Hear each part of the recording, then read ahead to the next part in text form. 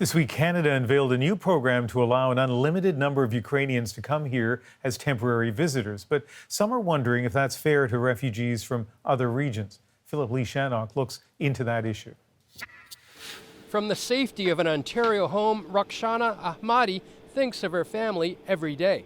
She worked as an interpreter for the Canadian government. The Taliban start searching home by home for people who was working with the government and people who was working for foreign countries.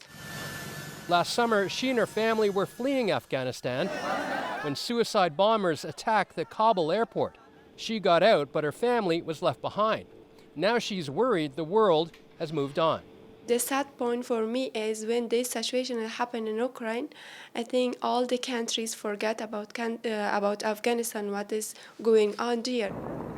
The federal government says the offer of a 2-year emergency stay for Ukrainians is not part of Canada's refugee resettlement program. The vast majority of people who are coming here want to go back when it's safe to do so. But Ahmadi says her family is also in immediate danger, and she'd like Canada and other Western countries to extend that offer of safety to others in need.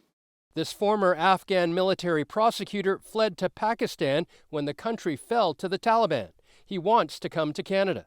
On the first days that Kabul were took in the hands of Taliban, I applied for the government for a Canadian program, but I did not received any answer. His visitor's visa runs out in 9 days. He fears he'll end up back in Afghanistan. Ali Frogi fled Afghanistan as a child and now lives in an Indonesian refugee camp where he documents daily life. He says refugees are treated differently depending on what they look like. Let's treat refugees equally without seeing their colors.